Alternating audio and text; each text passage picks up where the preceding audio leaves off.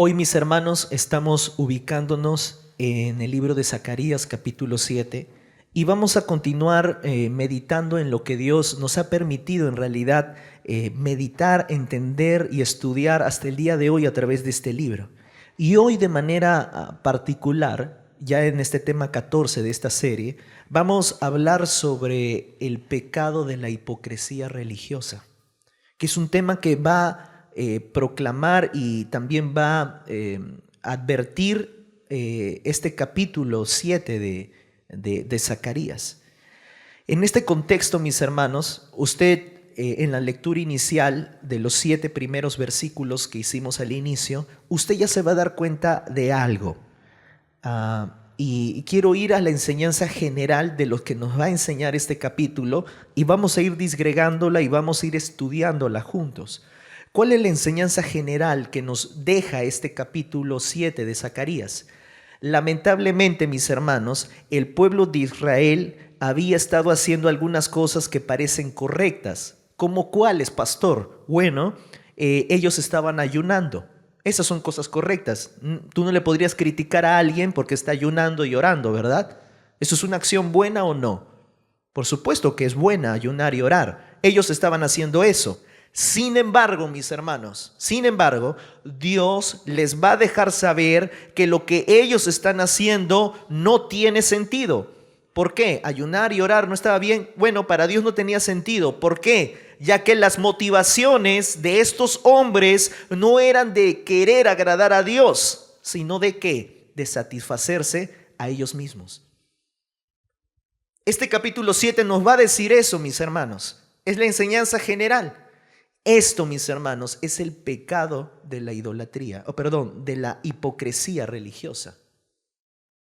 Pero bueno, vamos a estudiar, esta es la enseñanza general, pero vamos a estudiar el texto y vamos a ver lo que la palabra de Dios nos tiene que decir. Verá, mis hermanos, todo tiene que iniciar y quiero ver primero el contexto. La palabra de Dios nos va a dejar ver el contexto en primer lugar de la cronología, del tiempo. Una de las cosas que siempre debemos de hacer en cualquier texto bíblico es ver en qué tiempo nos estamos situando. Fíjese que el versículo 1, ahí es Zacarías capítulo 7, versículo 1, ya nos dice el tiempo, nos está dando el contexto. Versículo 1, aconteció que en el año 4 del rey Darío vino palabra de Jehová ¿a quién? A Zacarías. A los 4 días del mes noveno, que es Quisleu. Miren, más específico no puede ser. ¿En qué año vino palabra de Jehová a Zacarías? En el año 4, ¿del reinado de quién? De Darío. Ahora, este es el contexto. Para eso tenemos que, y como lo mencionaba el pastor la semana pasada, el capítulo 7 de Zacarías es entrar ya a otra etapa del libro del profeta Zacarías. ¿Por qué? Voy a hacer una línea de tiempo para que usted vaya recordando algunas cosas que quizás pudimos estar olvidando o recordar nuevamente el contexto cronológico. Recordemos, mis hermanos, que el pueblo de Israel había sido capturado y enviado al exilio. ¿A qué país? ¿O a qué imperio? El de Babilonia. Usted recuerda, vino Nabucodonosor, juicio de parte de Dios, los captura hacia Babilonia. Y luego de eso, ¿qué pasó? Una vez que ellos están cautivos en Babilonia, 70 años aproximadamente, viene otro rey, el rey Darío, un rey medo-persa, que conquistó Babilonia luego. Y este nuevo rey, Darío, les permite a los judíos volver a su tierra y reconstruir el templo. Eso está pasando en la línea de tiempo.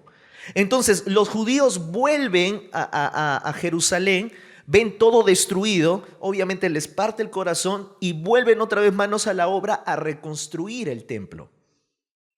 Pero, ¿qué es lo que pasa? Se desalientan, porque la destrucción que había dejado Babilonia era muchísima. Y además también vinieron opresores o personas que vinieron a poner cizaña o tratar de desalentar al pueblo. Muchas cosas estaban sucediendo. Entonces, ¿qué ocurrió? Muchos judíos se desalentaron y más bien comenzaron a preocuparse por sus propias cosas, por su propia casa. Empezaron más bien a dejar de lado la casa del Señor y más bien a adornar sus propios hogares. Pero dejaron de lado el templo. En ese momento, cuando dejaron de reconstruir el templo del Señor, Dios levanta a 2 profetas. ¿A cuáles 2 profetas levantó el Señor? A Zacarías y al profeta Ageo. ¿Para qué? ¿Para qué Dios levantó estos dos profetas? Para animar, alentar por la palabra del Señor a los judíos para que volvieran a reconstruir el templo y no lo dejaran, porque ya lo habían dejado por varios años. O sea, fíjese el contexto cronológico que esto está pasando. Zacarías se ubica justamente ahí. Ahora, ¿qué es lo que pasó? Y quiero ahora ubicarme nada más con Zacarías. En Zacarías capítulo 1, versículo 1, cuando Zacarías recibe la palabra de Dios, fíjense en qué año lo recibe. Mire, si va a Zacarías 1:1 dice, en el 8º mes del año segundo de Darío. O sea, ¿cuándo Zacarías escribe Zacarías 1:1? ¿En qué año del reinado de Darío? En el segundo. Por eso, contexto cronológico, en el segundo año. En ese año, en ese segundo año del contexto cronológico del reinado de Darío, ese profeta Zacarías recibe en una sola noche, ¿cuántas visiones? 8. Y hemos visto con el pastor, en la gracia del Señor, hemos visto el significado de las 8 visiones hasta este momento. Visiones que Zacarías recibe solamente en una sola noche. ¿Y qué capítulos compende esas 8 visiones? Capítulo 1 hasta el capítulo número 6 del profeta Zacarías. Por eso les decía, el capítulo 7 es como que ya entrar en otro tiempo. Porque todo lo que hemos visto hasta aquí, mis hermanos, del capítulo 1 hasta el capítulo 6, fue en una sola noche. Las 8 visiones. Entonces, Zacarías recibe la palabra de Dios en esas 8 visiones. ¿Para qué? Porque Dios le tiene que revelar que Dios todavía tiene un propósito para con su nación, y Dios le revela en muchas de estas visiones a Zacarías que el templo iba a ser reconstruido. Anima más bien al pueblo. Entonces Zacarías obviamente recibe la visión y empieza a predicarla al pueblo. Pero luego ahora volvemos al capítulo 7, versículo 1. Este capítulo 7, versículo 1, ahora ¿en qué año está situado? En el año 4. Entonces, es decir, ¿cuántos años han pasado? Te das cuenta, del capítulo 6, versículo 15 al 7:1, ya pasaron 2 años. Cuando uno está leyéndolo, uno no parece que ya pasaron 2 años, pero ya pasaron 2 años. De todo lo que el profeta Zacarías ha recibido en una noche, ya pasó un lapso de tiempo, un elipsis de tiempo de 2 años. Y nos está situando no solamente después de 2 años, la palabra de Dios es tan exacta que nos dice específicamente en qué día nos estamos situando. Nos dice no solamente que pasaron 2 años, sino que estamos a los 4 días ¿de qué mes? Del mes noveno. Y te dice cómo se llama el mes noveno, es Quisleu, en el calendario. Entonces, ese es el contexto del tiempo. Entonces, cuando nos metemos a Zacarías capítulo 7, usted ya sabe ubicarse cronológicamente dónde está situado. Zacarías capítulo 7.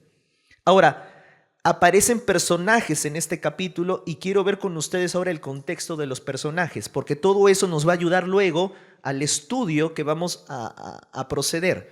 Ahora, fíjese lo que dice el capítulo 2, el versículo 2 y 3. Dice: cuando el pueblo de Betel había enviado a Sarecer con Regem-melech a sus hombres a implorar el favor de Jehová y hablar a los sacerdotes que estaban en la casa de Jehová de los ejércitos y a los profetas diciendo: lloraremos en el mes quinto, haremos abstinencia como hemos hecho ya algunos años. Yo voy a enfatizar en algunas palabras porque, mis hermanos, estos 2 versículos nos van a situar el contexto ya no del cronológico, porque ya el cronológico ya nos situó Zacarías 1:1. Ahora estos 2 versículos nos van a decir lugar y personajes, contexto bíblico. ¿Qué está sucediendo aquí? En el versículo 2, mis hermanos, nos muestra una cierta delegación que fue enviada a desde Betel hacia Jerusalén. Pero al lugar donde ellos fueron precisamente fue al templo. Miren, curioso. Esto nos puede llegar a indicar que el templo volvió a entrar en un proceso de reconstrucción. Fíjense y observen el versículo 3, que ahora está más resaltado en un color violeta. Dice, ¿a dónde fueron ellos, esta delegación judía? A la casa de Jehová de los ejércitos. Es decir, mis hermanos, esto nos ayuda a entender que el templo volvió a estar funcional. Por eso le hice la cronología de tiempo. ¿Qué había pasado con la reconstrucción del templo? Se había parado, los judíos se habían desalentado. Dios levanta a Zacarías y a Ageo. Hablando de Zacarías, Zacarías predica la palabra del Señor, los vuelve a animar. Y al parecer, mis hermanos, luego de 2 años, el pueblo volvió otra vez manos a la obra a la reconstrucción del templo. Por eso que esta delegación judía, cuando llega a Jerusalén, ¿a dónde van? A la casa de Jehová de los ejércitos. Si la casa de Jehová, es decir, el templo del Señor, no hubiese estado reconstruido, ellos no hubieran podido llegar ahí. Cabe decir que el templo todavía no estaba completamente reconstruido. Todavía faltaba algunos años más para que se reconstruyera por completo, pero ya estaba otra vez funcional. Y eso nos ayuda a ver lo que predicó Zacarías en todos esos 6 primeros capítulos. Al parecer el Señor volvió a animar el corazón del pueblo. Y otra vez el templo, aunque todavía no reconstruido por completo, pero ya volvió a estar funcional. La funcionabilidad del templo volvió a estar. Por eso que fueron al templo de Jehová. Ese es el lugar, mis hermanos. Fíjense todo lo que está sucediendo después de 2 años. Luego tenemos que ir a los personajes. Miren, aquí se nombra a 2 personajes interesantes. Se nos menciona a Sarecer y se nos menciona a Regem-Melech y a sus hombres. No se nos da más nombres, dice solamente y a sus hombres. Pero es interesante que ellos dos, esas 2 personas con sus hombres, eran una delegación de judíos que vinieron ¿desde dónde? ¿De dónde venían? De Betel. ¿Y dónde estaba el templo? En Jerusalén. Es decir, vinieron de Betel, Sarecer con Regem-Melech y sus hombres de Betel hacia Jerusalén, porque tenían que hacer una consulta a los profetas y sacerdotes.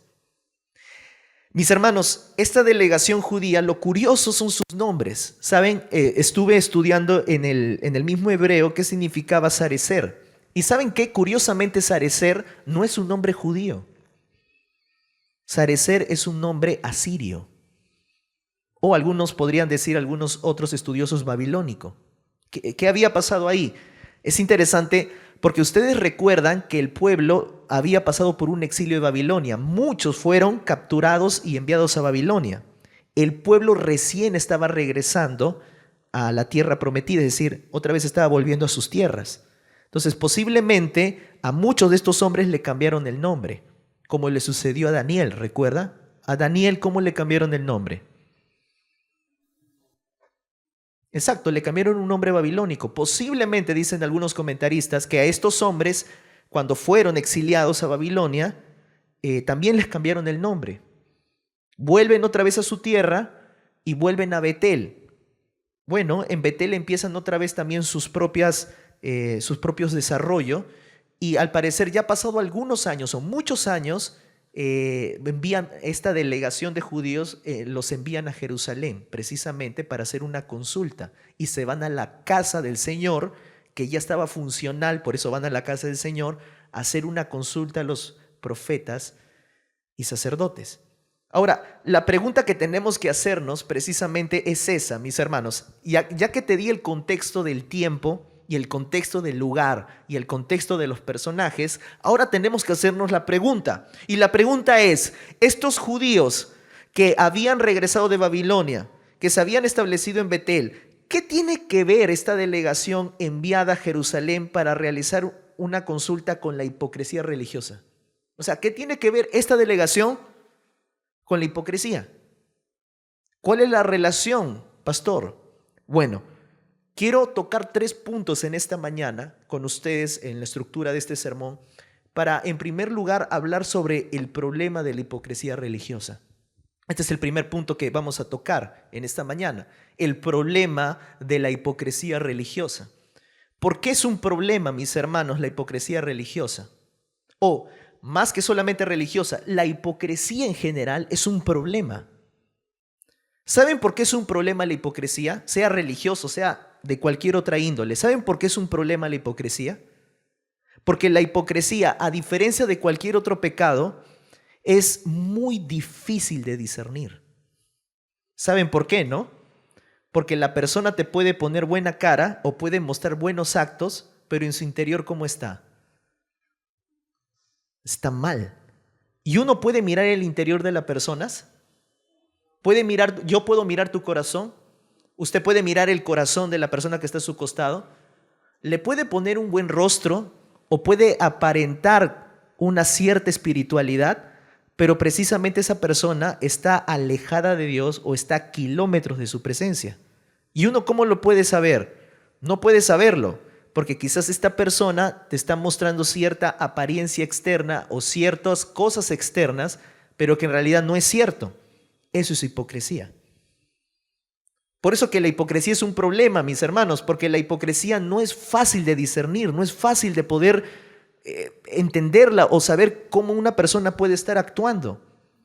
Por ejemplo, esta delegación enviada desde Betel a Jerusalén, ¿cuáles eran las implicancias de su problema de la hipocresía religiosa? Miren, por ejemplo, el versículo 2, lo que estoy resaltando en color violeta. Que ellos venían al templo a hacer ¿qué cosa? A implorar ¿qué cosa? Ya, ¿eso es bueno o no es bueno? Eso es buenísimo, mis hermanos. Notemos lo sutil del asunto de esta delegación de judíos. Ellos llegaron a la casa del Señor, es decir, al templo que estaba ya en su proceso de reconstrucción, para implorar el favor de Jehová. O sea, ¿qué significa que ellos venían al templo a implorar el favor de Jehová? Eso quiere decir que ellos vinieron al templo a orar. Ellos vinieron a orar, a clamar delante del Señor. Y aunque el templo no estaba concretamente reconstruido, como mencionaba ya, estas personas llegadas de otro pueblo para consultar a sus autoridades eclesiásticas o ministeriales, decidieron primero orar para buscar sabiduría de Dios antes de entablar cualquier conversación. Qué espirituales, ¿no? Aparentemente, mis hermanos. Porque tú vieras a una delegación de judíos viniendo de otro pueblo, viniendo de lejos, para orar al templo, uno diría, wow, antes de hablar con cualquier profeta o sacerdote, están orando. Uf, qué espirituales. Pero debemos de ver estas cosas con pinza, mis hermanos, porque no todo lo que brilla es oro. Ese refrán ahora cabe aquí. Aquí están brillando, pero no todo lo que brilla es oro. Ellos solamente están aparentando, solo eran apariencias. Pero mis hermanos, aquí viene una lección espiritual para nosotros. Aunque estas personas estén aparentando, cosa que es hipocresía, pero nos deja también una valiosa lección espiritual para nosotros, mis hermanos. Tú y yo, como cristianos, muchas veces tenemos preguntas y dudas ante diversas situaciones o problemas que pasamos. Y a veces lo primero que queremos hacer cuando eso pasa es buscar a Dios. La verdad, mis hermanos, déjenme decirles con el dolor de mi corazón, la verdad es que no. Mis hermanos, ya llevo congregando en esta iglesia más de 10 años y puedo saber precisamente la costumbre que muchos tenemos cuando nos pasan problemas o situaciones difíciles. ¿Saben qué es lo primero que hacemos cuando nos pasa alguna dificultad, situación crítica? ¿Saben qué es lo que pasa? ¿Qué es lo que hacemos? Tratamos de buscar al pastor. Vamos y tratamos de agarrarlo en cualquier final de culto para poder darle una consulta rápido porque estamos pasando un problema tan grande y estamos tan desesperados y no sabemos qué hacer. Y lo primero que tratamos de hacer es buscar al pastor. O, en algunos casos de ustedes, buscar a tu líder en tu gem. Y tratamos de buscar y les preguntamos, ¿qué hago en esta situación? ¿Qué hago? ¿Qué hago? Pastor, por favor, ayúdeme. O hermano, por favor, ¿qué hago? Porque no sé qué hacer. Y estamos tan preocupados y estamos tan absorbidos por un problema, una duda o cualquier situación que vamos primeros a ellos. Hermanos, déjenme decirle algo y quiero ponerlo en pantalla. Está bien, mis hermanos, escuchen, está bien que vayamos a donde están los hermanos que tienen un profundo conocimiento sobre la voluntad de Dios y su palabra. Eso es correcto, no lo estoy criticando. Pero, escucha bien, lo primero que un creyente debe de hacer ante toda dificultad de la vida, duda o pregunta inquietante, en primer lugar debe ser ¿qué? Implorar la sabiduría de Dios que viene de lo alto. Eso es lo que un creyente siempre debe de hacer, mis hermanos. Ni un tutor de célula, ni los pastores, ni cualquier hermano maduro en la fe, no somos dioses, hermanos. No somos dioses. Lo primero que todo creyente debe de hacer siempre es pedir sabiduría a Dios para que le ayude a entender su situación y el mismo Señor te pueda dar entendimiento de cómo afrontar tus dudas. Eso es lo que un creyente siempre debe de hacer. Por ejemplo, mira a Santiago capítulo 1, versículo 5 que nos dice claramente, dice, si alguno de ustedes tiene falta de sabiduría, vaya y pídala al pastor. ¿Eso dice? Vaya y pídala a su tutor de célula. No. Si alguno tiene falta de sabiduría, ¿a quién debe pedírsela? A Dios. ¿Y qué va a hacer el Señor? El cual da a quienes, a todos, abundantemente y sin reproche. ¿Saben qué, mis hermanos? Este solo versículo ya te está mostrando 3 atributos de Dios. Este solo versículo te está mostrando 3 atributos de Dios. ¿Qué? Su equidad. ¿A quién da sabiduría el Señor cuando se la piden? A todos. Es decir, no importa si eres un pastor, coordinador, tutor de célula, miembro de una iglesia o seas un recién convertido de un mes. Cuando tú le pides sabiduría a Dios, ¿Dios da a quién? A todos. Ahí está la equidad de Dios. Número 2. Mira, antes por favor, no solamente eso, nos dice que da a todos ¿de qué manera? Abundantemente. ¿Eso qué te quiere decir? Que Dios es un Dios de gracia. ¿Por qué? ¿Qué significa la palabra abundante? Es como cuando usted tiene una copa ahí y tú le dices, por favor, ¿me puedes dar un vaso de agua? Y la persona comienza a darte agua y tú dices, bueno, uno diría, va a brotar el agua y lo va a llenar un poquito antes de llenar el vaso, ¿no? Como para que yo pueda tomar. Pero es como si la persona viniera y dijera, ¿quieres agua? Y te lo deja al filo del vaso hasta el punto ya de derramar. Es decir, tú estás pidiendo algo y la persona te da mucho más de lo que pediste. Ya, eso significa esta palabra. Dios da sabiduría a todos, ¿de qué manera? Abundante, pero si se lo pides. Dios es un Dios de gracia. Y tercera cualidad que nos dice el texto, nos dice, ¿cómo lo da? Sin reproche. Eso nos dice la bondad de Dios. ¿Sabe por qué, mis hermanos? Y esto me pasaba usualmente cuando estoy en la casa y vienen los sobrinos. A veces el sobrino puede decir, tío o papá, cómprame algo en la tienda. Y te da una petición. Y tú, bueno, de buena gente le dices, ya, está bien. Gracias, ¿no? Ya, se lo compras. A la media hora te vuelve a pedir otra cosa. Y uno, oye, pero te acabo de comprar. Sí, pero quiero otra cosa, que ahora quiero un chupetín.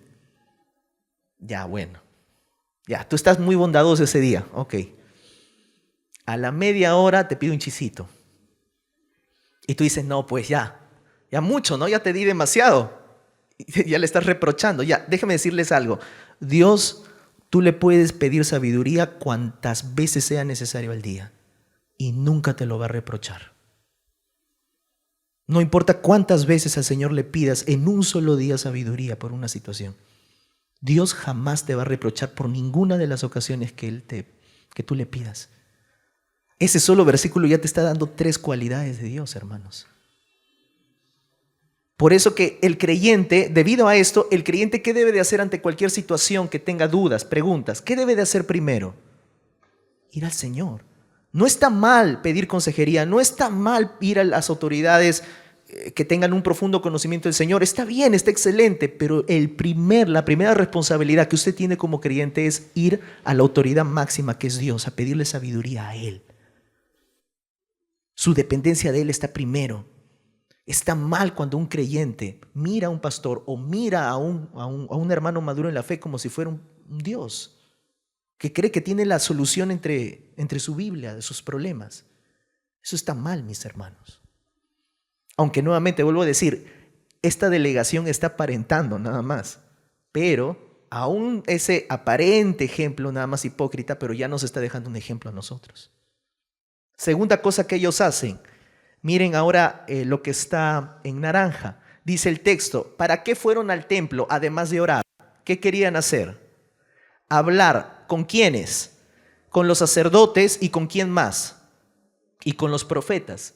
En otras cosas, ¿qué estaban haciendo esta delegación judía? Ellos estaban pidiendo consejo a los profetas y sacerdotes. Luego de haber orado, mis hermanos, ellos buscaron hablar con los sacerdotes y profetas para poder buscar el consejo de Dios. ¿Quiénes eran los sacerdotes y profetas? Nada más para recordarles. En el templo los sacerdotes son los que llevan a cabo los sacrificios, pero los profetas son los que hablan la palabra de Dios. Estamos hablando entonces, mis hermanos, contextualmente hablando, que esta delegación buscó hablar con el cuerpo ministerial del templo.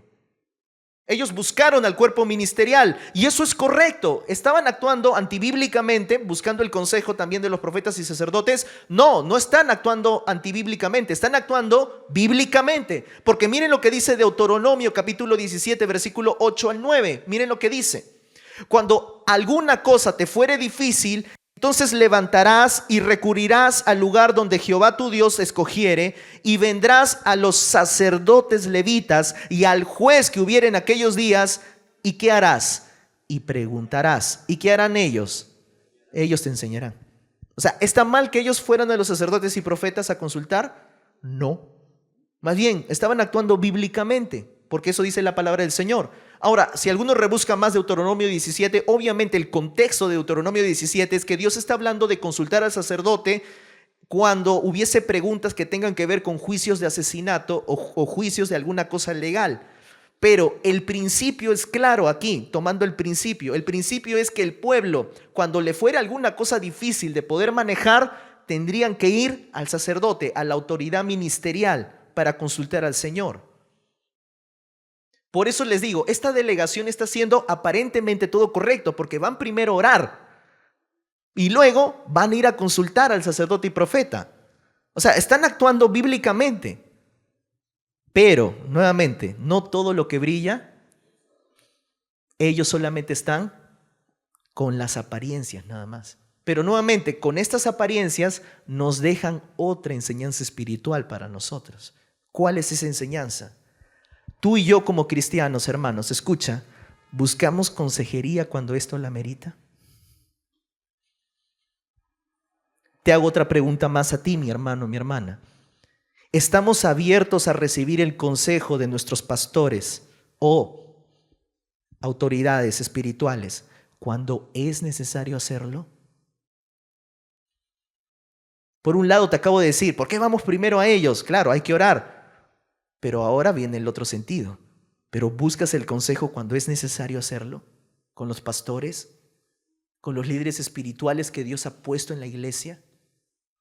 Porque esa es otra pregunta muy importante. La Biblia dice lo siguiente, 2 versículos que te quiero colocar aquí. Dice, donde no hay dirección sabia, caerá el pueblo. Mas en la multitud de consejeros, ¿qué hay?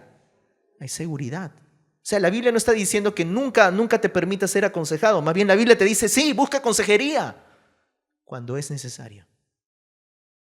La Biblia dice además sobre los pastores o sobre los que Dios pone en la iglesia. Dice, obedeced a vuestros pastores, dice la Escritura.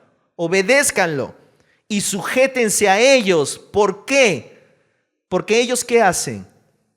Ellos velan por vuestras almas como quienes han de dar cuenta. Mis hermanos, todo pastor del cuerpo ministerial o algún líder espiritual en la iglesia también con un pequeño rebaño a quien Dios les ha entregado, han sido colocados en tu vida y en la vida de la iglesia para velar por tu alma y para darte el consejo de Dios. Esa es nuestra labor. Entonces, es decir, no está mal ir a pedir consejo. Por supuesto que es bíblico hacerlo, pedir consejo. Lo primero es orar. Buscar primero sabiduría del Señor. Y si hay una situación que sí amerita consejería, porque hay situaciones que sí ameritan consejería, entonces vamos a la autoridad ministerial o vamos a la autoridad espiritual que Dios ha delegado, porque hay que pedir sabiduría, hay que pedir consejo también.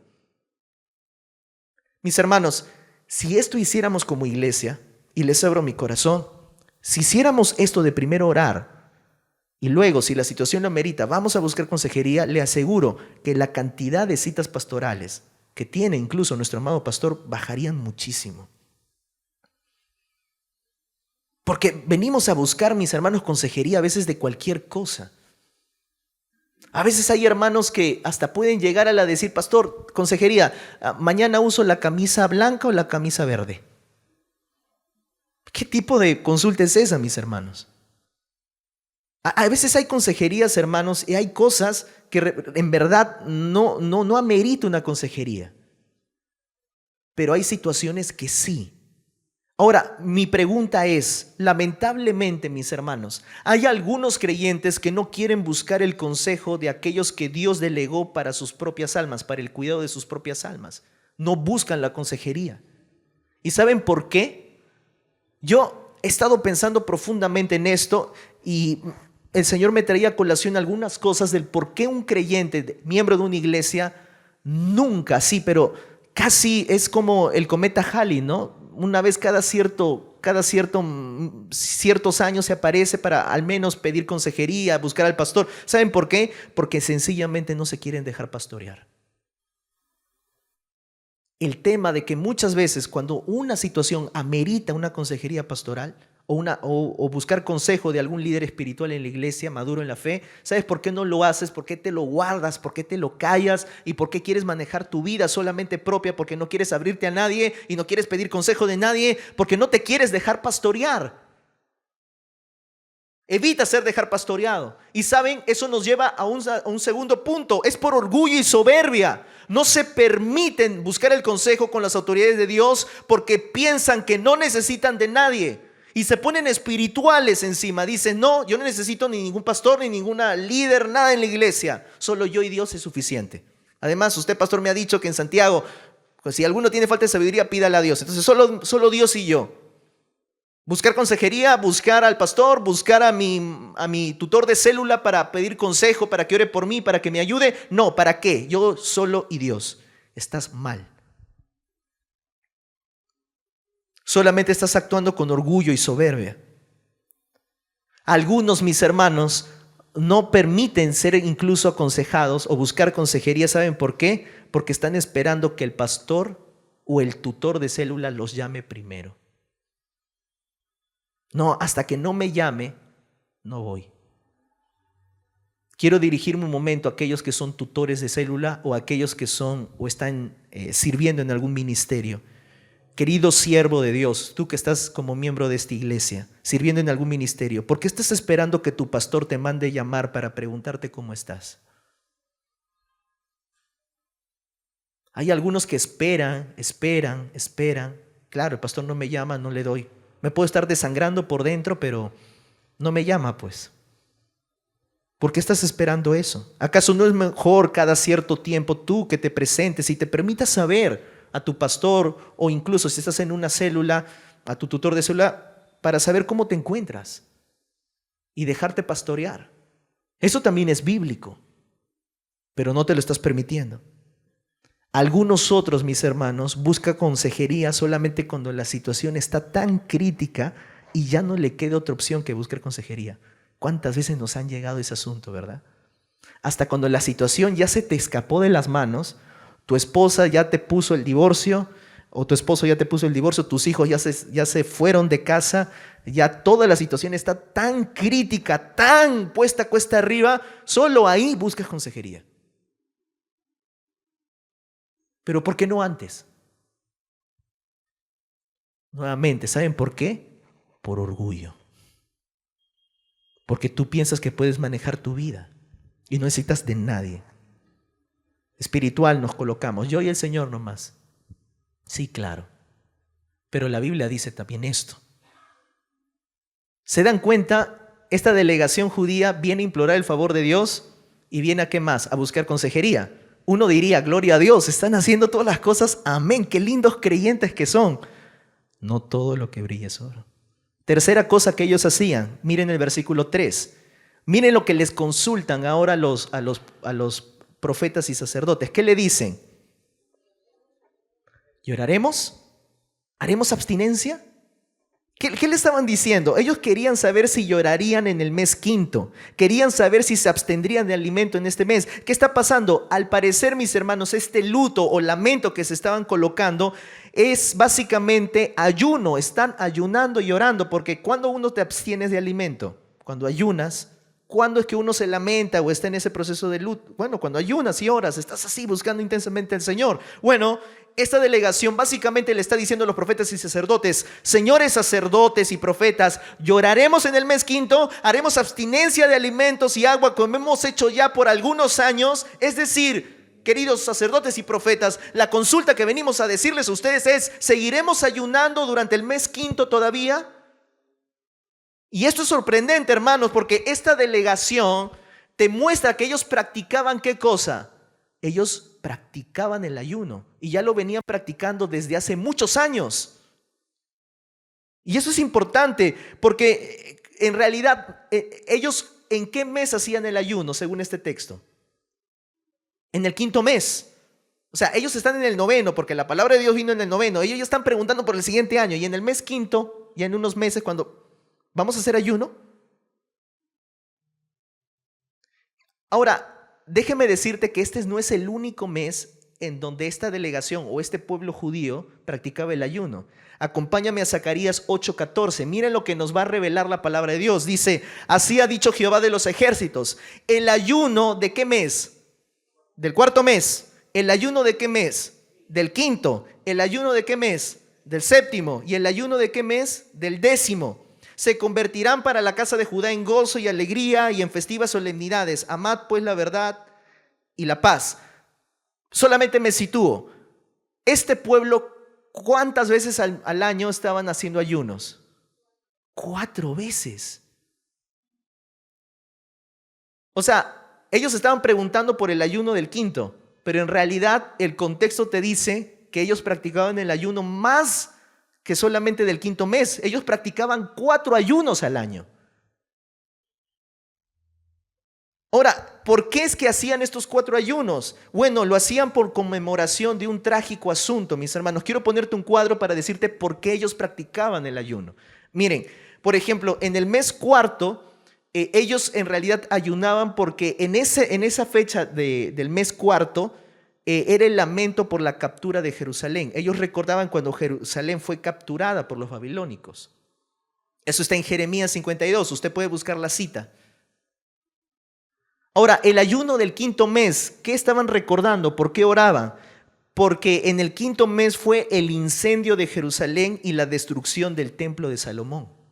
Por supuesto, ellos están preguntando justamente por ese ayuno, por el ayuno del quinto. Porque ese día estaban recordando cuando Jerusalén fue incendiado. ¿Eso dónde está? En Segunda de Reyes 25. Luego, el ayuno del séptimo mes, ¿qué se estaba recordando? El asesinato de un rey de Judá y la masacre de 80 hombres. Eso está en Jeremías 4. Ellos están recordando. Y el ayuno del décimo mes, ¿por qué lo hacían? Ellos lo hacían porque ahí comenzó el sitiado de Nabucodonosor contra Jerusalén. Cuando sitió la ciudad. Eso está en Segunda de Reyes 25:1. Ahora, fíjase, mis hermanos, ¿cuántos ayunos practicaban? ¿No le parece eso increíble? Qué espirituales, ¿no? ¿O no? Bueno, no todo lo que brilla. Parece que todas estas cosas que los ayunos y oraciones y venir al templo y orar, todo eso parecía excelente. Cabe aclarar, y quiero aclarar, mis hermanos, que estos ayunos, estos 4 que ven aquí, que ven en el texto, no son ayunos que Dios les haya mandado. Dios nunca les ordenó en realidad que ellos hicieran este ayuno. En realidad solamente había un ayuno que Dios sí les mandó. Eso está en Levíticos 23, 26 al 28. Miren lo que dice Dios. También habló Jehová a Moisés diciendo: a los 10 días de este mes, en el séptimo día en el que harán expiación, tendréis santa convocación, afligiréis vuestras almas y ofreceréis ofrenda a Jehová encendida a Jehová. Ningún trabajo haréis en este día, porque es día de expiación, para reconciliaros delante de Jehová vuestro Dios. ¿Qué está mandando el Señor acá? Un día de ayuno y lamento. Este, mis hermanos, es el único ayuno que Dios mandó al pueblo.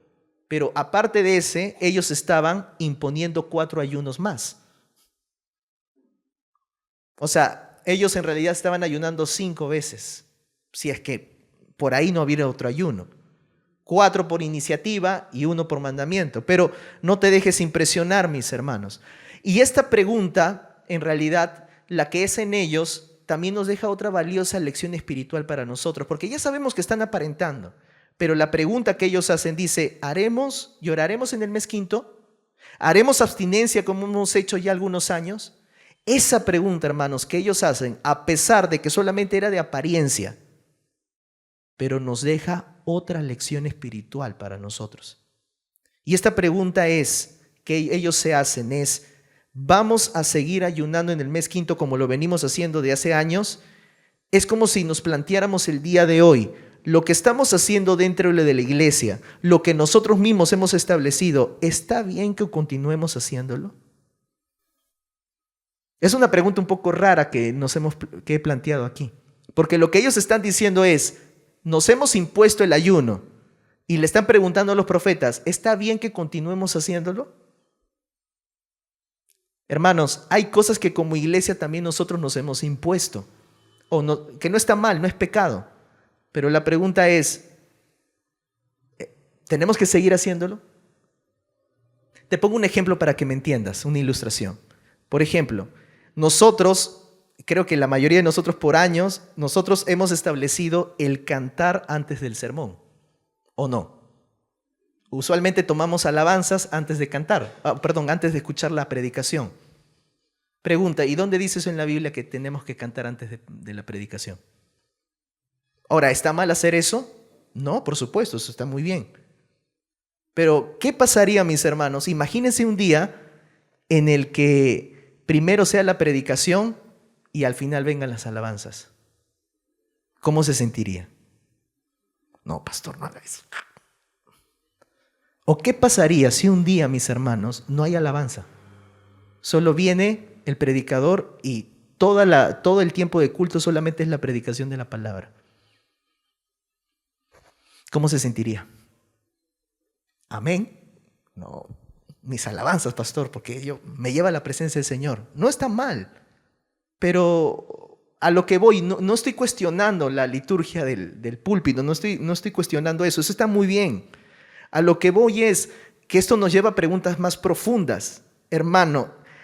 Y nuevamente me quiero referir a los tutores o a aquellos que están a cargo de un ministerio o a aquellos que están sirviendo al Señor. Escucha, esta pregunta es muy pertinente para ti. ¿Por qué?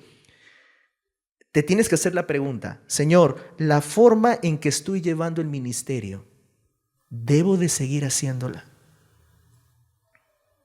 La forma en la que te estoy sirviendo el día de hoy, como lo vengo haciendo durante años, ¿está bien que continúe haciéndolo? Hace un par de días tuvimos un retiro con todos los líderes de jóvenes, tuvimos un día de retiro y fue uno de los grandes cuestionamientos que nos hicimos, es decir, Señor, durante años hemos hecho esto en el ministerio juvenil, formatos para los jóvenes, pero la pregunta es, y aunque Dios nos ha bendecido muchísimo, pero ¿debemos de continuar haciéndolo de esta manera? ¿O hay otra forma de hacerlo? Hermano tutor de célula, hermano que está a cargo de un ministerio o que esté sirviendo al Señor, hay maneras, hay formas que nosotros servimos al Señor durante años. Pero uno a veces en cierto punto tiene que preguntar al Señor, ¿hay algún cambio que deba de hacer? ¿Hay alguna modificación? ¿Algo que tenga que seguir mejorando? ¿Algo que tenga que incluso cambiar, que obviamente esté bíblicamente correcto? Hermanos, es una de las cuestiones que tenemos que seguir haciéndolo. Yo mismo me lo he cuestionado a mi propia vida. Y debo de ser muy sincero con ustedes. A muchos de ustedes me conocen durante años. Yo predicaba de una forma y hubo un momento en el que yo decía, Señor, ¿debo de seguir predicando de esta forma o debo de aprender y cambiar mi forma de predicar incluso? Esas preguntas cuando las hacemos al Señor en su momento determinado nos ayuda más bien a seguir cuestionando y preguntándole al Señor, dependiendo del Señor, aún de las formas, no hablo del fondo, sino de las formas en cómo debemos de seguir, porque el ministerio es dinámico. Las formas que servimos al Señor es dinámico, no es la misma forma en cómo servíamos hace muchos años atrás, de la manera en cómo servimos actualmente, cambian las cosas.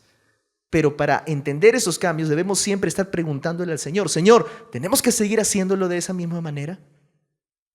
Es la pregunta que ellos hacen. Para resumir, mis hermanos, entonces hago aquí la siguiente pregunta. Estos hombres que mostraban vida de oración, actuaban bíblicamente pidiendo consejo a los sacerdotes y profetas y encima tenían buenas costumbres espirituales como el ayunar.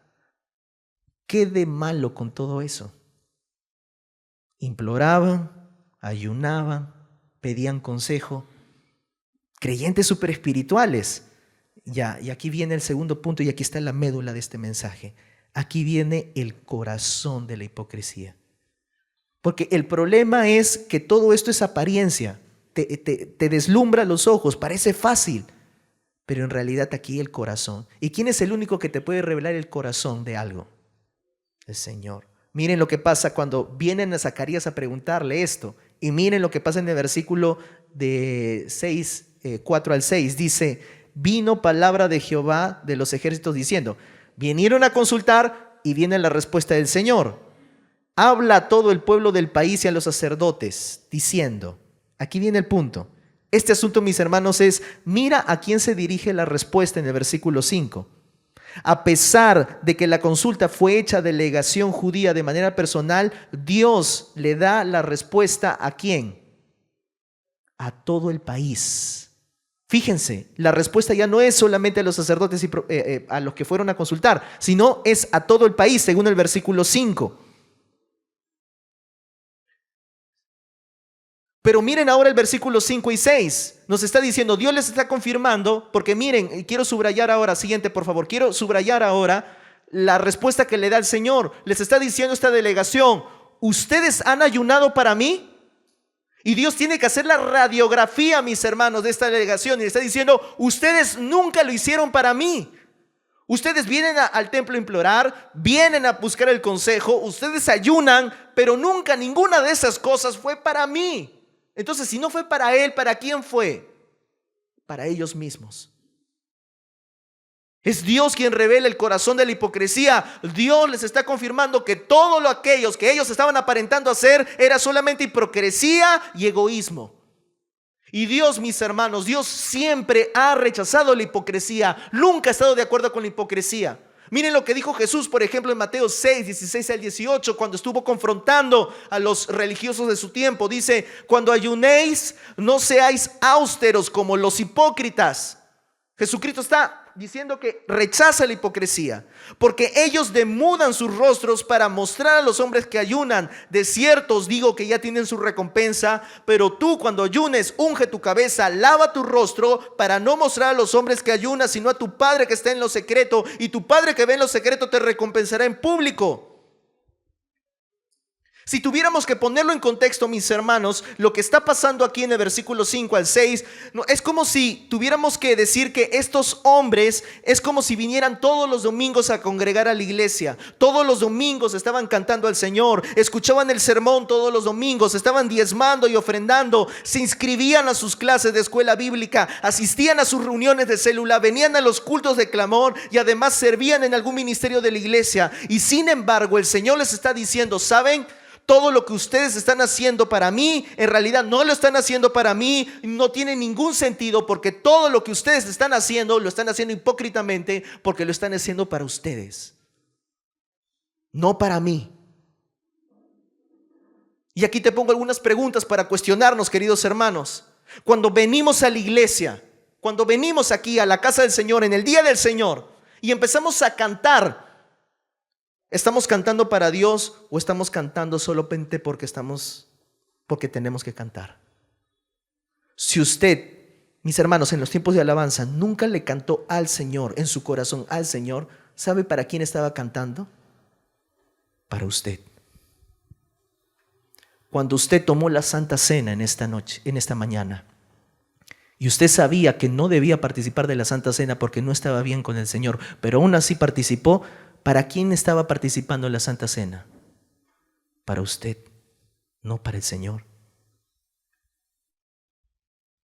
Cuando estamos aquí escuchando la palabra de Dios los domingos, ¿estamos aquí porque estamos pensando en Dios, porque queremos conocerle más o porque es lo que se espera de los cristianos?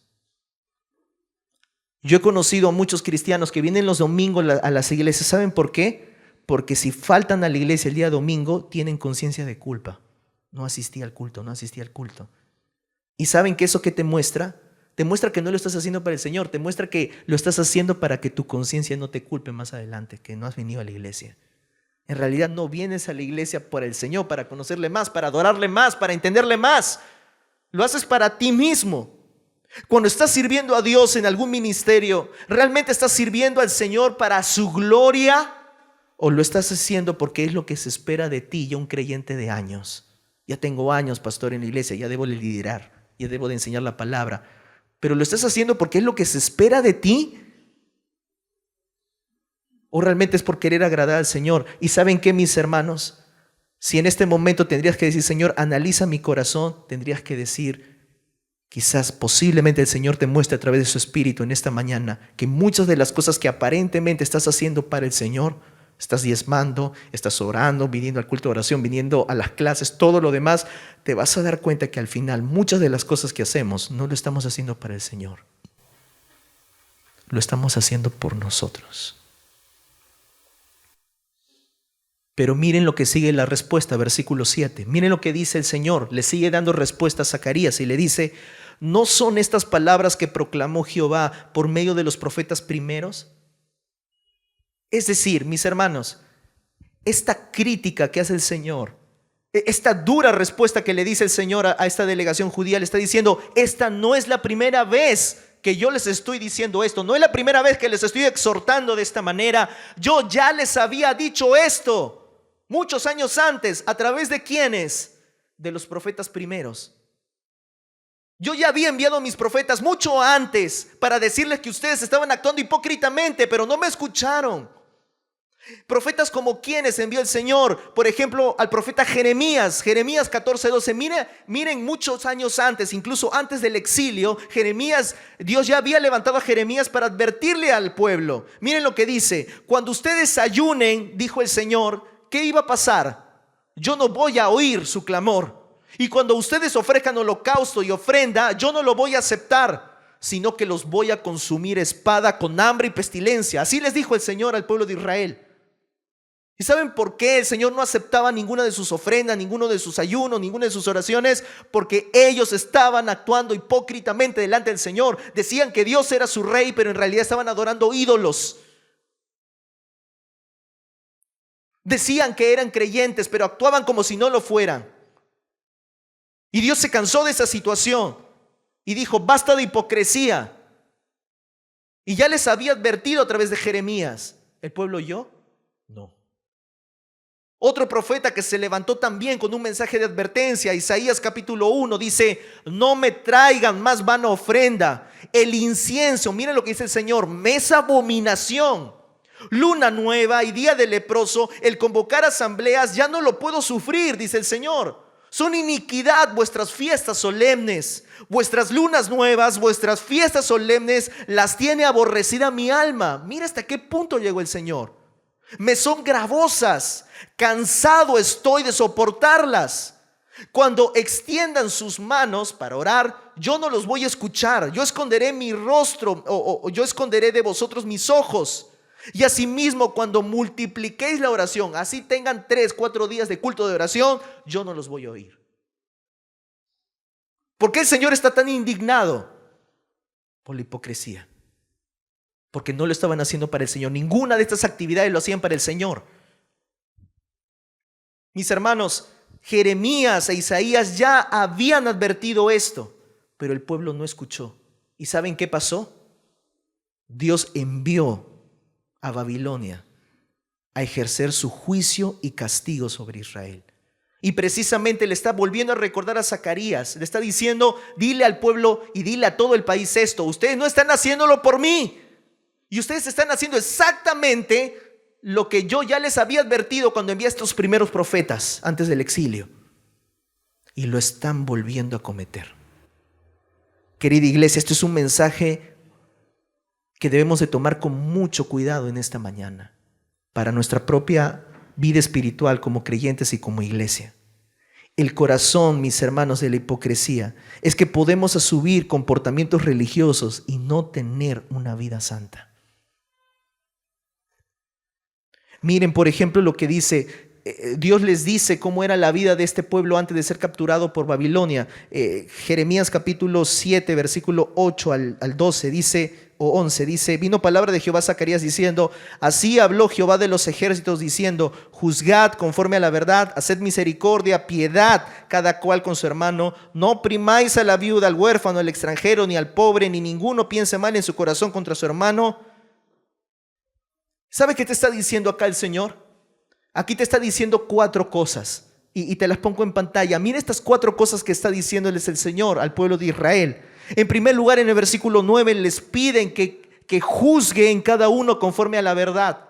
¿Y saben por qué les pide? Porque ellos ya habían dejado la verdad de su palabra, ya no estaban juzgando conforme a la verdad de Dios. En el versículo 9 les pide que hagan misericordia. ¿Y saben por qué les pide que le hagan misericordia? Porque ellos ya no tenían amor por su prójimo. Por supuesto que al dejar la verdad de Dios, uno cuando deja la verdad de Dios deja de amar al prójimo, porque la palabra de Dios es la que te muestra cómo amar correctamente a nuestro prójimo. Y al dejar cómo juzgar, obviamente ya dejaron de amar al prójimo. En el versículo 10, Dios les pide que ya no opriman a la viuda, al huérfano, al extranjero y al pobre. ¿Saben por qué? Porque lo estaban haciendo, estaban sacando provecho de personas indefensas. Y en el versículo 10 nos dice que cada uno no piense mal de su hermano. ¿Saben por qué? Porque a pesar que estaban volviendo a la reconstrucción del templo, a pesar de que estaban implorando el favor de Jehová, viniendo los profetas y sacerdotes a consultar al Señor y teniendo tiempos de ayuno, ellos estaban pensando mal contra su hermano. Es decir, ¿qué estaban haciendo? Estaban divididos. Y aún así, mis hermanos, y aún así, teniendo todo esto, miren cómo estaba su vida. Y ellos decían, ¿y ayunaremos, Señor, en el mes quinto? Y el Señor saca todo esto en cara y les dicen, ¿cómo me estás pidiendo que ayune en el mes quinto? Mira cómo está tu vida. Y aún así quieres ayunar, me estás preguntando por el ayuno. No seas hipócrita. Porque no lo estás haciendo para mí. Tu vida está así, todo lo que tú estás haciendo es para ti, no es para mí. Arrepiéntete. Hermanos, quiero ponerte esto en pantalla. A Dios no le importa nada de lo que nosotros estemos haciendo en esta iglesia. Escuchen, a Dios no le importa lo que estemos haciendo en esta iglesia o en cualquier otra iglesia del mundo. Si hay hipocresía de nuestra parte, a Dios no le importa, no lo recibe. Querido tutor, si tú estás sirviendo al Señor sabiendo que hay cosas que arreglar y no lo estás haciendo, por más que estés predicando, por más que estés enseñando, por más que estés haciendo 1000 cosas en la iglesia, es como si Dios te dijera, ya no lo soporto, me tiene gravoso las cosas que estás haciendo por mí, porque no lo estás haciendo por mí, lo estás haciendo por tu propia reputación, por lo que la iglesia dirá de ti, por lo que los demás pueden pensar de ti. ¿Sabes qué es lo que ellos hicieron? Miren lo que dice Zacarías 7:11. Miren la respuesta del pueblo. Pero no quisieron, ¿qué cosa? Se volvieron la espalda y taparon sus oídos para no oír. Mis hermanos, esta mañana tú puedes estar cerrando los oídos para que Dios no te hable. Puedes salir de este culto y Dios te puede decir, corrige tu vida, mira cuántas cosas hipócritamente estás haciendo delante de mí. Pero tú puedes cerrar tus oídos e irte y ya, bueno, pues para el próximo domingo otro sermón. Ten cuidado. ¿Saben por qué? Si no te arrepientes a tiempo hoy, va a venir este tercer punto que quiero tocar contigo, las consecuencias. Porque sí hay consecuencias en la hipocresía religiosa, mis hermanos. ¿Y saben cuáles son las consecuencias? Mira el versículo 12 al 14, que con eso terminamos. ¿Cómo comienza el versículo 12? Pusieron su corazón como ¿qué? Como diamante. Mira tu Biblia, ahí está, si no puedes leer la pantalla. ¿Qué significa eso? Endurecieron su corazón en primer lugar. Ahí lo pongo ahí, endurecieron su corazón. Porque al fin y al cabo, mis hermanos, dice que pusieron su corazón como diamante. El diamante, mis hermanos, es uno de los elementos más duros del planeta. En otras palabras, porque hay algunos que dicen, pusieron su corazón como diamante, lo hermosearon, pastor. No, no lo hermosearon, lo pusieron tan duro como un diamante. En otras palabras, ellos endurecieron su corazón. La comentarista Joyce Baldwin dice lo siguiente, ella toma un comentario de esto y dice, Israel se había vuelto tan obstinado como un animal que endurece cada músculo en su esfuerzo por rechazar el yugo. ¿Ves? Algunos decíamos, no te pongas duro como una mula. No sé si alguna vez te han dicho eso. ¿Por qué? Porque cuando la mula o cuando este animal quieres y no quiere, ¿cómo se pone? Duro. Se siente. Ustedes saben que no hay quien pare luego cuando se sienta. Israel se había puesto así de duro, como diamante, como un músculo de animal que se endurece. Hermanos, la Biblia dice que la palabra de Dios, escuchen, Jeremías 29 dice, ¿no es mi palabra como fuego, dice Jehová, y como martillo que quebranta la piedra? Mis hermanos, la palabra de Dios es como un martillo. ¿Y martillo que quiebra qué cosa? La piedra. Dios estaba usando su palabra enviada por su Espíritu a través de los primeros profetas como Isaías y Jeremías para quebrar como martillo la dureza de sus corazones por su pecado. Pero aún así, a pesar de que es como martillo que quebrante la piedra, ellos quisieron endurecerla más. Y ya no la pusieron como piedra, la pusieron como diamante. ¿Para qué? Para no dejar ser quebrantados. Es una de las consecuencias. Cuando uno, mis hermanos, practica la hipocresía, te puedes volver tan duro, tan dura, que ya no te permite ser quebrado. La Biblia dice, mis hermanos, en Efesios 4:18, ya búsquenlo luego, la Biblia dice que antes de ser creyentes nosotros teníamos el corazón endurecido, Efesios 4:18. La Biblia dice que ahora en Cristo tenemos un nuevo corazón. Pero cuando permites que el pecado de la hipocresía entre a tu vida, puedes volver a endurecer tu corazón hasta el punto de ponerlo como un diamante. Yo te pregunto, y sinceramente, el pastor ha estado predicando, ya llevamos el tema 14, el pastor Juárez ha estado predicando la palabra de Dios y exponiéndola. ¿Cuántas veces te has permitido ser quebrado por la palabra? Cuando Dios te ha expuesto tu pecado. ¿Cuántas veces te has postrado y has buscado realmente el perdón del Señor y buscar corregir tu vida?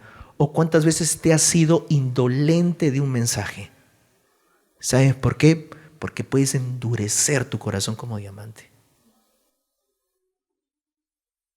Segunda cosa, consecuencias de la hipocresía religiosa. Miren, sigo leyendo el versículo 12. Pusieron su corazón como diamante para no oír las leyes ni las palabras de Jehová de los ejércitos enviados por su Espíritu, por medio de los profetas primeros. Miren ahora la consecuencia, otra consecuencia más, punto y coma. Vino por tanto, ¿qué cosa? Gran enojo. ¿De parte de quién? Pregunta, ¿Dios se puede enojar? No, pastor, Dios es amor. Sí, por supuesto, la Biblia dice que Dios es amor. Pero ¿Dios se enoja o no se enoja también? A nosotros nos encanta ver a Dios solamente con la cara de una moneda, que es el amor, pero no vemos sus demás atributos. Dios es una persona, no solamente tiene amor y es amor, Dios también es fuego consumidor, un Dios de ira. Gracias a Dios que grande es su misericordia, pero tardío es su enojo. Pero se enoja el Señor. Ahora, ¿de qué manera se enojó? Siguiente, por favor. Miren de la manera en cómo se enojó en su momento. ¿A quién envió? A Babilonia. De esta manera expresó su enojo el Señor y su juicio al pueblo. Ellos continuaron hipócritamente actuando, no escucharon, pusieron su corazón como diamante y el Señor envió a Babilonia. ¿Para qué? Para que los escarmentara. ¿Para qué? Para que, como dice el versículo 14, los esparció como torbellino a otras naciones que ellos no conocían. Dios le dice a Zacarías que de la misma forma en cómo se enojó él en su momento con el pueblo cuando no escucharon a los profetas primeros, de la misma manera podría enojarse con el pueblo si no corrige su proceder ahora. Dios está advirtiendo, mis hermanos. Y si el Espíritu de Dios te está mostrando en esta mañana que tienes que arrepentirte de tu práctica de algún tipo de pecado que estás cometiendo hipócritamente, tienes que arrepentirte, querido hermano. ¿Sabe por qué? Porque Dios también puede enojarse contra tu vida. Sí, Dios puede enojarse contra un creyente. Se enojó contra David. Salmo 38, versículo 1 al 3. Miren lo que dice David. Jehová, no me reprendas ¿en qué? En tu furor. No me castigues, porque tus saetas cayeron sobre mí. Ya había venido juicio de parte de Dios a David. Y sobre mí se ha encendido tu mano. Como consecuencia, ¿qué pasó? Nada sano que hay. Se enfermó. Yo me pregunto muchas veces cuando un creyente se enferma, y a veces se enferma de gravedad, uno dice, Señor, la prueba, la prueba. Muchos a veces interpretamos a veces la enfermedad de un creyente como prueba, prueba, prueba. ¿Saben qué? A veces hay que meditar más, mis hermanos. Y a veces yo me pregunto cuántas enfermedades de algunos creyentes no es por prueba, es por castigo. Es por juicio. ¿Y saben por qué? Hasta que no te arrepientas de tu pecado, quizás no te sanes.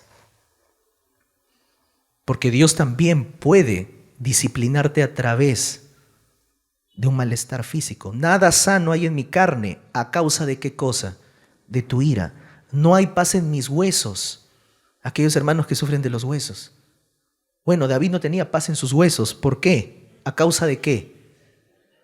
No estoy diciendo que todas las enfermedades son por esta causa, pero hay a veces que Dios disciplina así. Y hasta que tú no te arrepientas de tu pecado, hermano, nada. Miren hasta qué punto, mis hermanos, yo espero que tú no llegues a eso. Pero luego, tercero, pierden comunión con el Señor. Miren lo que dice el versículo 13. Aconteció que así como él clamó y no escucharon, también ellos clamaron y yo no escuché, dice Jehová de los ejércitos. ¿Qué le está diciendo? Le está diciendo, mis hermanos, que Dios clamó al pueblo. ¿Cómo que Dios clama? No es el pueblo que clama. No, aquí dice el pueblo clamó. ¿Cómo clamó? A través de los profetas. Dios clamó a través de los profetas. Vuélvanse a mí, dejen el pecado, vuélvanse a mí, dice el Señor. Pero ellos no escucharon el clamor del Señor. Y el Señor les dice, así como ellos no escucharon en su momento, yo tampoco los escuché cuando ellos vinieron a clamar a mí. ¿Saben por qué? Porque Dios, mis hermanos, una de las consecuencias de la hipocresía religiosa es que pierdes comunión con Dios. Y cuando pierdes comunión con Dios, tus oraciones ya no son atendidas. El Señor ya no escucha. Ellos estaban ayunando, estaban orando, servían al Señor, pero el Señor les dijo, yo no voy a escucharles. Si el creyente vive en hipocresía, aparentando que hace cosas para Dios, pero en realidad lo hace para sí, entonces Dios corta relación con ese creyente y dice, yo ya no voy a escuchar. Y David también lo experimentó en su vida. Salmo 66, 18 dice, si en mi corazón yo hubiese mirado la iniquidad o al pecado, el Señor, ¿qué hubiese hecho? No me hubiese escuchado. Cada vez que tú estás viviendo en hipocresía sin arrepentirte, por más que tú vengas al culto de oración, por más que ores, el Señor no te va a escuchar hasta que no te arrepientas. Eso es otra consecuencia de la hipocresía religiosa, mis hermanos. Y por último, una tierra desolada. Miren el versículo 14 cómo termina. El Señor les dice, yo los esparcí como torbellino por todas las naciones que ellos no conocían. Juicio por Babilonia. Pero miren lo que continúan. Y la tierra que fue desolada tras ellos, sin quedar quien fuese ni viniese, pues convirtieron en desierto, ¿qué cosa? La tierra deseable. ¿Qué tiene que ver aquí la tierra?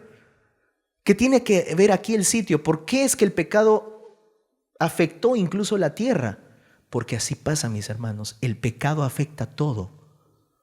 Si no sabes, esta tierra en la que estamos viviendo hoy es una tierra maldita por el pecado. Por eso esta tierra produce cardos y espinos. Por eso hay desastres naturales. Es la manifestación de la tierra, decir que está maldita todavía. ¿Cuándo desaparecerá la maldición? Cuando Cristo vuelva por segunda vez. Se retirará la maldición del pecado sobre la tierra. El pecado arruina todo, mis hermanos. Pero me di la tarea de buscar en el hebreo qué significa la palabra asolar o desolación. En este término hebreo significa shamem. ¿Y qué significa shamem? Arruinar, destruir. La tierra quedó, mis hermanos, inhabitable debido a que los babilónicos quemaron todo. Lo dejaron desolado, lo dejaron destruido. El pecado trajo maldición también sobre la tierra. Aparte de lo que los babilónicos habían destruido, la maldición del pecado trajo sobre Jerusalén y sobre toda esa tierra. Hasta el día de hoy, mis hermanos, aunque Jerusalén y aunque Israel ya es más próspero y hay más avances tecnológicos, todavía hay sitios desérticos en Israel. Es más, todavía esa tierra está en conflictos. Hasta el día de hoy. ¿Cuándo será quitado eso? Cuando Jesús vuelva a reinar sobre Jerusalén en el milenio. Pero aquí viene una reflexión para nosotros final. Querido hermano, Dios te ha dado una nueva vida para que arraigado en Él puedas ser un creyente que lleve mucho fruto, para que tú seas fructífero. Juan 15:8 dice, en esto es glorificado mi Padre, en que llevéis mucho fruto y que así seáis mis discípulos. Dios quiere que tú seas fructífero. Pero cuando le permites a la hipocresía en tu vida, endureces tu corazón y pierdes comunión con Dios, entonces dejas de ser fructífero, te secas. Es como si tu vida ministerial, espiritual, quedase desolada. Todo lo que es bueno queda desolado. Jesús dijo en Juan 15:5, separados de mí, nada podéis hacer.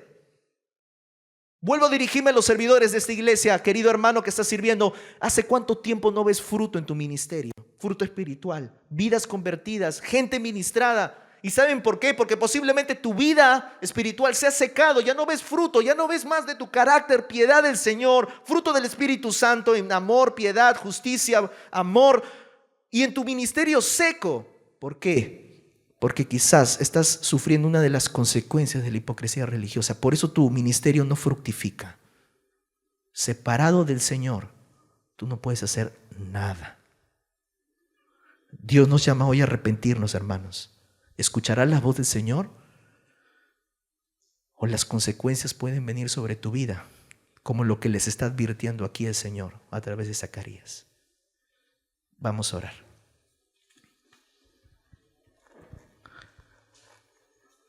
Señor y Dios, queremos darte gracias el día de hoy por lo que tu palabra nos dice y nos habla al corazón. Señor, a pesar de que esto fue inspirado hace tantos años atrás, el mensaje del profeta Zacarías sigue siendo, Señor, relevante hasta el día de hoy. ¿Cuántas veces hemos podido cometer hipocresía delante de ti, Señor?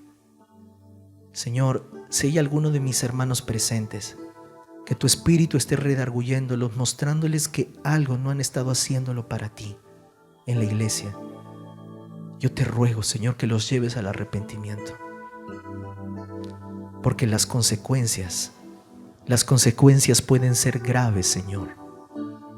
Yo te ruego que tengas misericordia de esta iglesia en San Juan. Ayuda al equipo de liderazgo, al equipo de pastores, a que podamos guardarnos de la sutil hipocresía religiosa. Porque todos estamos, Señor, podemos caer en eso. Le sucedió, Señor, a hombres y mujeres en aquel tiempo. Nos puede suceder a nosotros. Guárdanos, por favor, Padre bueno. Dirige a tu iglesia, Señor, y llévalos en paz ahora a seguir reflexionando en sus hogares. En el nombre de Cristo Jesús. Amén.